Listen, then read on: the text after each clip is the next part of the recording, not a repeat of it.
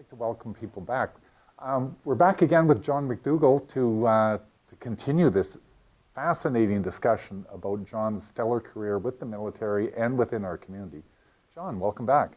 Thank you, Murray. It's a terrific opportunity to share all this. So John, from literally being handcuffed and arrested for being gay, the government of Canada finally started to recognize where things went wrong, and the LGBTQ Purge project began. Can you tell us about that particular journey, how that young soldier started to come out, be involved, and get wired in with the LGBT Purge? Part of the settlement for the Purge lawsuit was a certain amount of money set aside for legacy projects, for a memorial, for a monument, for local activities to be celebrated. And of course with that came the Prime Minister's apology.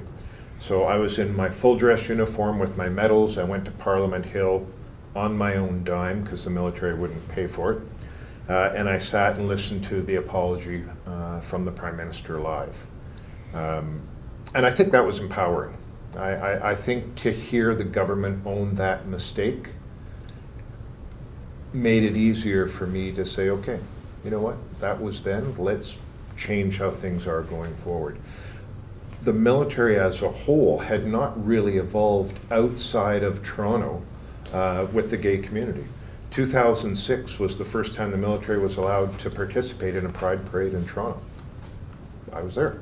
I had to be part of that first, and that's what started the whole how can I make things better, or what can I do so that we're no longer hidden.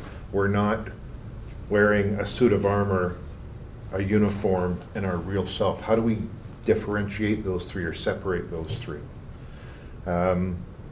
In 2013, I had the best bosses in the world. They had just finished celebrating, I forget what it was they were celebrating, but they had a special flagpole where Métis Week, Mother's Week, they would put up these celebratory flags. And I think it was May or April or May, I asked if I could put up the Pride flag for Pride Month. I fully expected either no, or we'll send it to Ottawa to get approval, and then 3 years later I get it approved. To my utter surprise, in a week it was approved.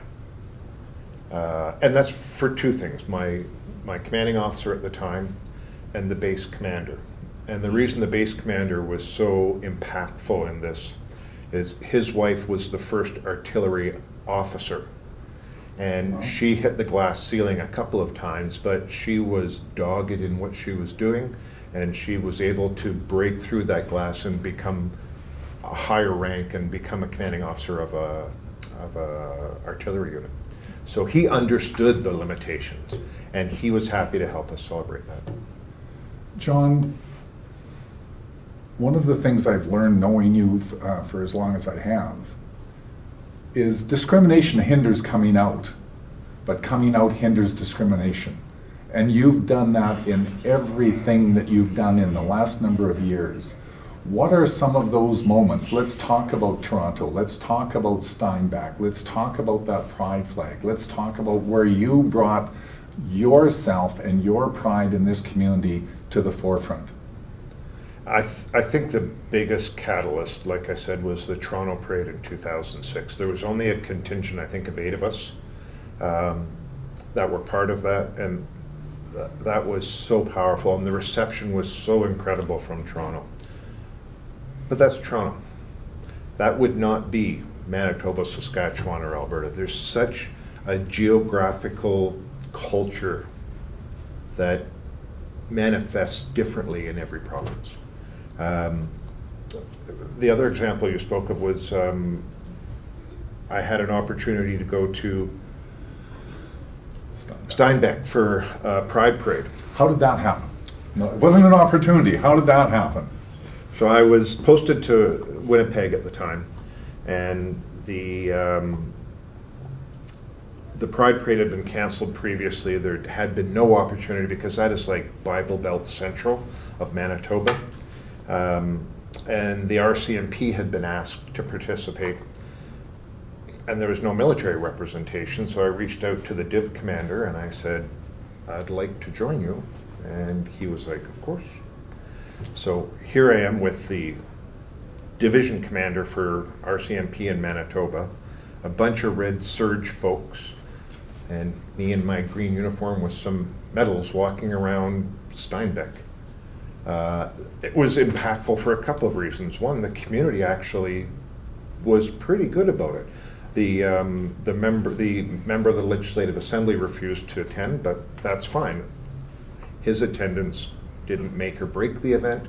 It probably spoke louder that he didn't show up. But to be able to freely and with a smile walk beside the folks that arrested me was an amazing feeling. It sort of wiped away some of the sludge that was on the window and cleared the vision of it. That's the snapshot for you. Let's look at the mural of what you accomplished and how you changed the view of being gay for a kid in Steinbach with a population of a few thousand people. Talk about how that moment, those kids, that community, seeing men and women in uniform like you doing what you did.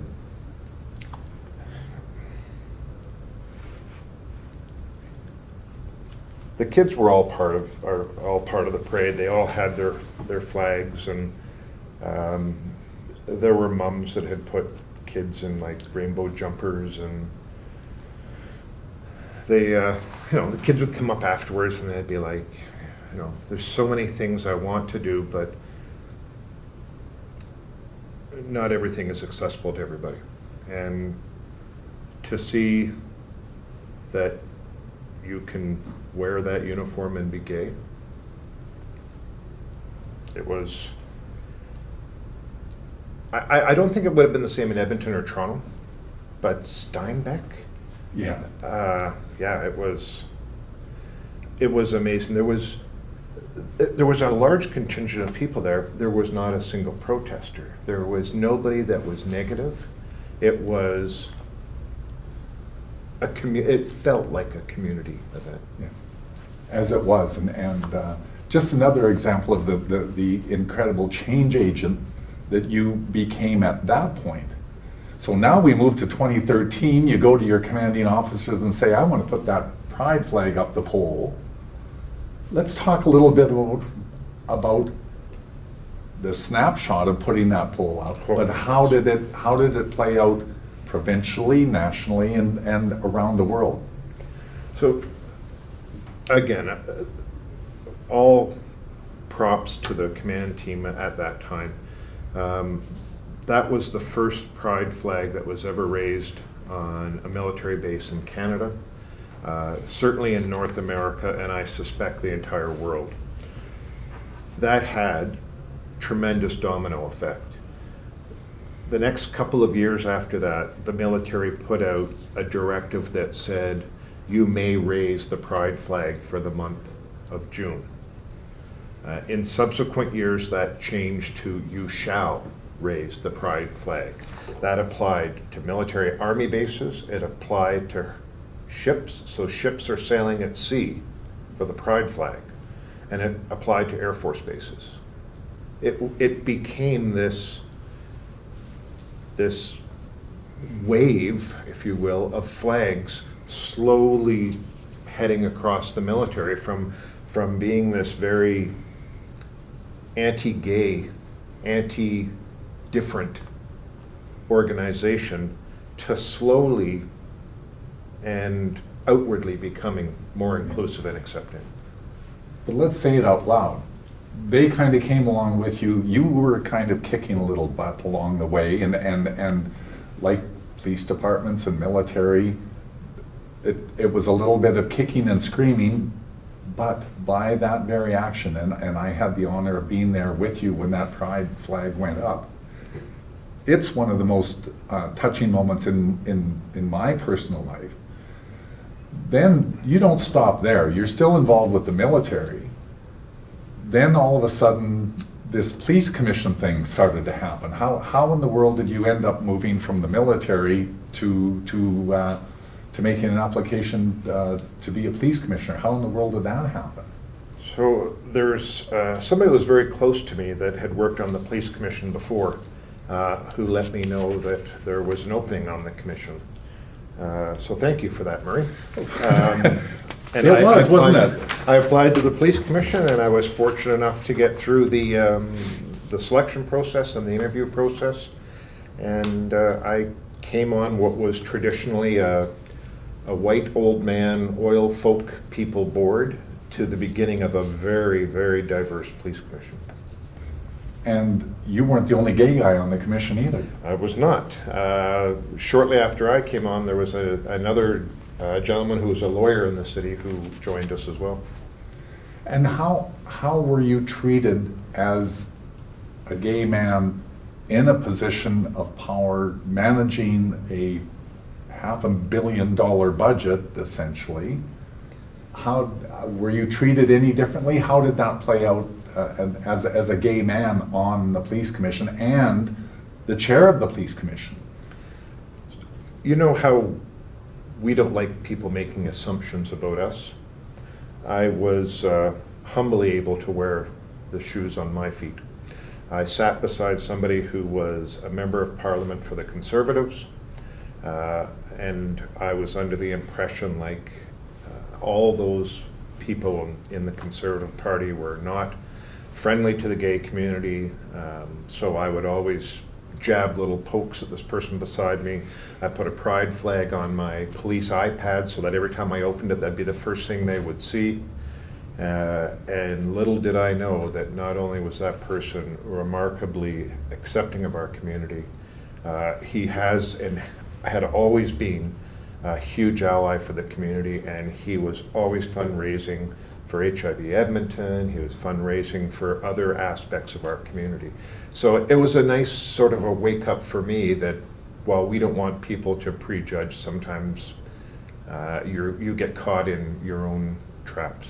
So Let's talk a little bit about the diplomatic gardening that you had to do in working with a complicated city council, a complicated provincial government, the importance of working with allies and working with community. How did you navigate that with such grace? Thank you for that. I think it goes back to a couple things. It started again with the pride flag being raised in Edmonton. That empowered me like you would not believe. That empowered me. The only thing that empowered me more than that is when Pride Week was over, they cut down that flagpole so it would never be used for pride again. That is what spurred me even more. My second year on the commission, we hired a new chief. And I took that as the perfect opportunity to get an apology to the queer community for what had happened in the past with this police service. So there were mandates on his contract that had to be met, and this was one of them. So I poked at him and I poked at him and I poked at him, and he finally said, "I'm not ready." I said, "You've had X amount of time, why aren't you ready?" He goes, "I'm not going to make an apology and leave it at that. I want it to be meaningful, I want it to have lasting effects, and I want it to be beneficial to the community, I want it to be beneficial to the service. So if you will allow me some time." And I think the best analogy I can come up with is when the Prime Minister made the apology, it was the apology and it was like a dead-end road, nothing else happened. When the Chief of Police made the apology, it was like cutting a ribbon on a highway that had off-ramps and mile markers where we could measure how far we've grown and evolved in the journey of inclusivity in a police service.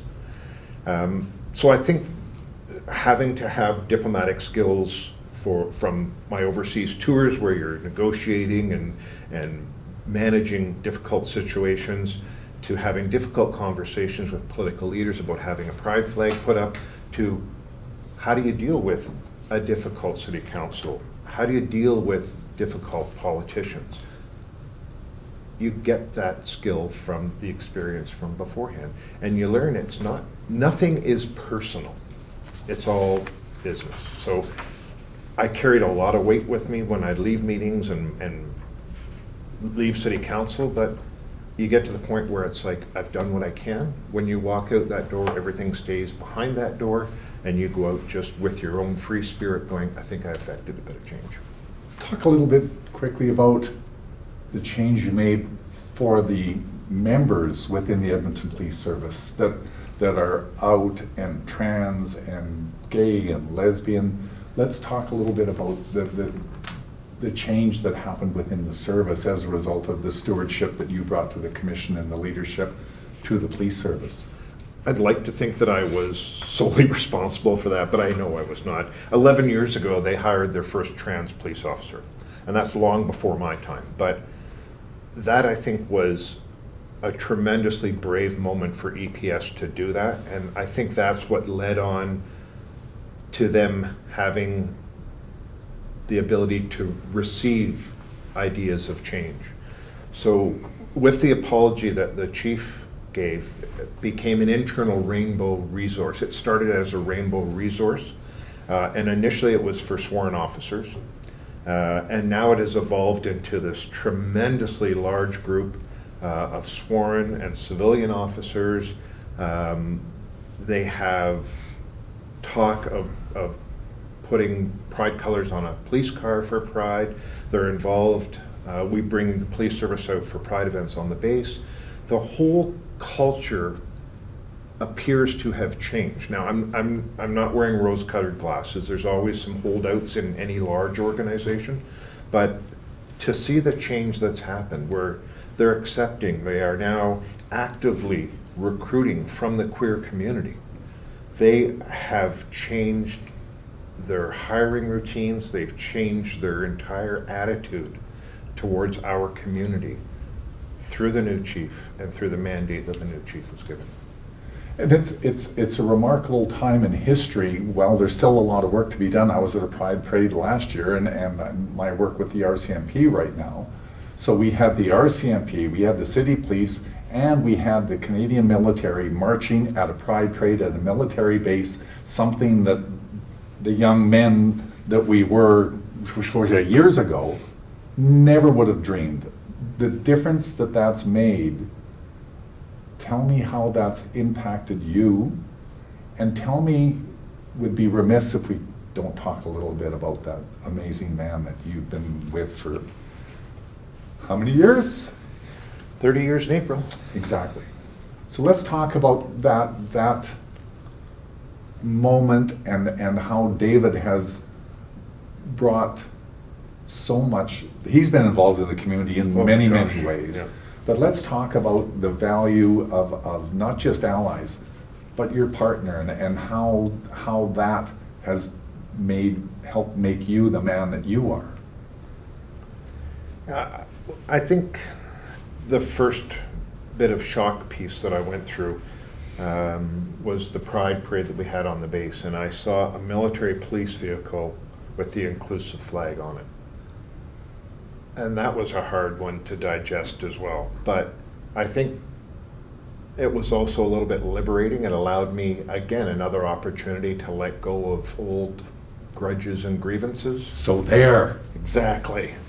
But through this entire journey for the last 30 years, I, again, like the military, I don't think there's a luckier man in this world. My husband has been awesome. He has put up with me being gone 12 of our 30 years. He has put up with my mental health issues before I got some help for that. He's put up with being moved 16 times, sacrificing his work to ensure that my career went on.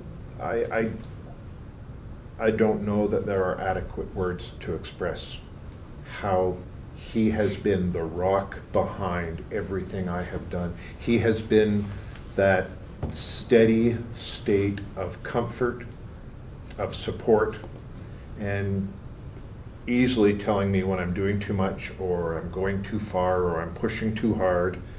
He in his amazing gentle ways, just sort of reins me back into where I need to be. And here's how committed he is. We went to a function on the base quite a few years ago. First time we went as a same-sex couple to an event, and the leadership at that time just turned their back on us. Wow. And I said, let's leave. Dave goes, oh no, we're gonna stay.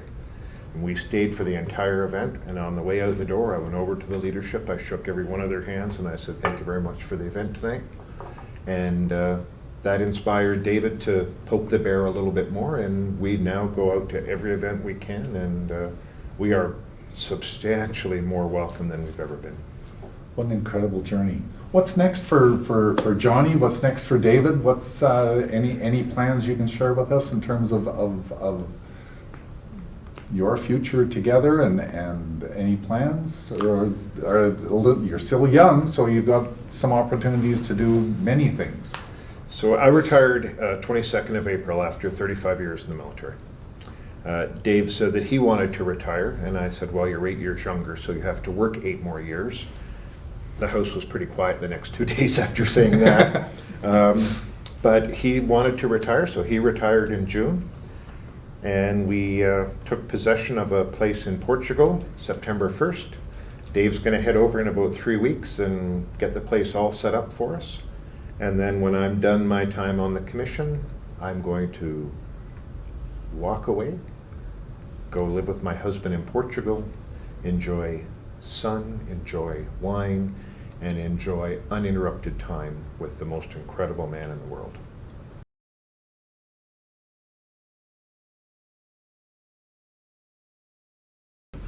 So I had been on the Pride board with some terrific people like Scott Bryan and Emil Tiedemann, some really great people. John Toogood was on there as well. Colleen was on. Colleen's fantastic. It was a really good group of people that we were working with. So much so that I said, you know what, my time in coordinating the military part of this is over. I want to turn it over to another person. She was trans, so perfect fit to take over this. And Dave and I went away on vacation, and I'm on the back of a bus in New York City, and I get a call from CBC saying, what are your thoughts on the parade today? And I'm like, I have no idea what you're talking about. And they told me about how the Pride Parade was unable to be completed, and about the protesters that were there. And I said, I am disappointed, but I don't have firsthand knowledge, so I can't provide any insight other than to say that I'm disappointed. And our community is no different than any other community. There's factions within, there's fractures throughout.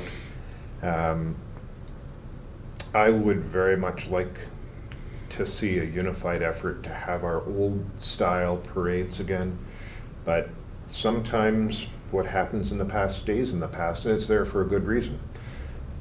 Maybe it's the genesis for a new way of bringing our community together, or sharing our community with other communities, so that we have strength across the diversity board, not just in our own community. So, but hopeful, always hopeful.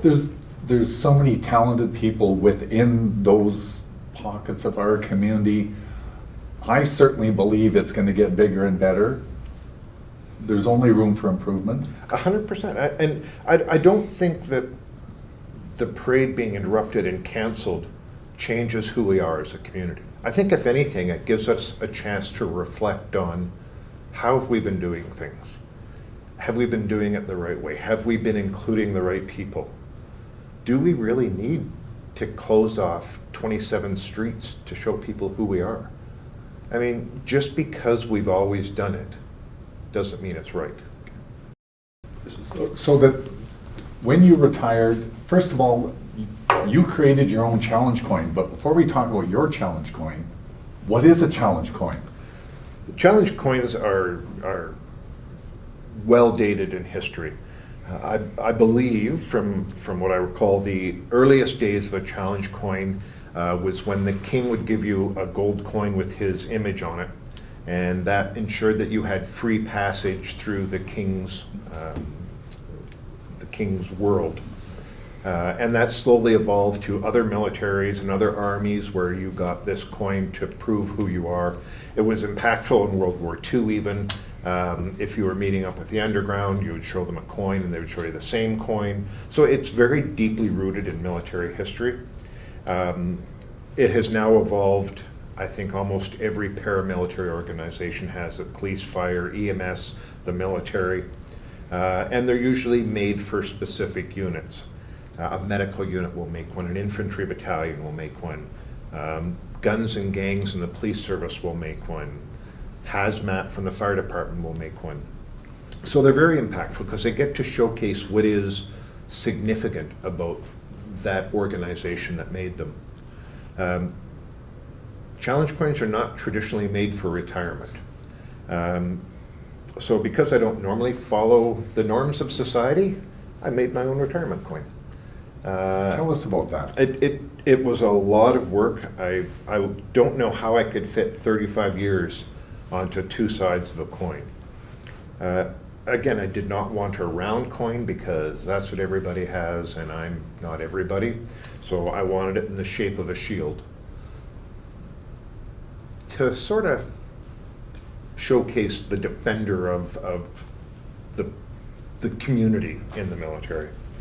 On the first side of it, I have the years that I was a non-commissioned member from 1989 to 2017, and I was able to put each of the ranks around there that I held, including the Chief Warrant Officer rank, which only 1% of the military is able to achieve. I also put, we were talking about the boy from Bosnia, I also Yes. put the crest from that tour because that's probably the most impactful tour of my career, and I wanted that showcased. And then below that, the pride colors with jail bars and two hands on it. And Love that part. I think that speaks for itself. Yeah, that was probably the hardest part to design, is how to fit that in. And on the obverse of the coin is the years that I was an officer, highlights that I was a physician assistant, has my rank at retirement. It has the Army, Navy, and Air Force crests, so I worked in all three elements. It has the Latin saying that fortune favors the brave. And then at the very bottom is the representation of the Officer of the Order of Military Merit. John, when you left, what was your rank? I left as a major, so I left as a senior officer. What would you say to the young Johnny in handcuffs? I'd like to say the cliche, it gets better, but I don't know that that's what I would say to myself. I probably would say to myself, you got this. You're strong. Keep the fight. You got this. Yes, so with the Prime Minister's apology came the Pride citation. And it came with two pins. One you could wear on the lapel as a civilian, and if you were still in uniform, you were actually allowed to wear this rainbow-colored pin on your military uniform. It got delayed being sent out, and delayed and delayed and delayed, and we would call and we would email, where's this citation? And it was COVID holding the process up. We want to have it presented in person by somebody so it's more impactful for you. Excuse after excuse. After excuse. And then they finally just got sick of people bothering them, so they mailed them out. And, mine arrived on the front deck in a cardboard box in a rainstorm. So I went outside to get my citation from the Government of Canada, and it was a wet, soggy cardboard box. How should have that been done? It should have been done the way it finally got done. I was really fortunate to have the commander of the Royal Canadian Air Force present it to me at the federal building here in Edmonton. There was a message from the Chief of Defence Staff, there was a message from the Minister of National Defence, and then the commander of the Air Force was there to express his gratitude and to right a wrong, as he put it, and present me with the Pride citation. The reason he was so impactful for me is, one, I enjoyed my time with the Air Force, but the initial person that they wanted to have present me with the citation was a general here in Edmonton who was a young lieutenant when I was getting beat up on the regular in Calgary. So I thought it would not be appropriate for a person who is complicit in that to give me the Pride citation. I was there. It was a hell of a day. Man, what an honor to be there, and what an honor for you to finally receive it with the appropriate amount of respect. So that got rid of a lot of grudges as well. Yeah. And you know what, now I have no animosity, I have no anger, I have no grievance with the military. It was a moment in time. I now look back at that as a marker to use for how far we have come. I don't look at it with sadness, I don't look at it with disgust, I don't look at it with embarrassment. It is a marker on the journey that we're on. you're a hell of a change agent, Johnny. Thank you again for your service. Thanks, Mark.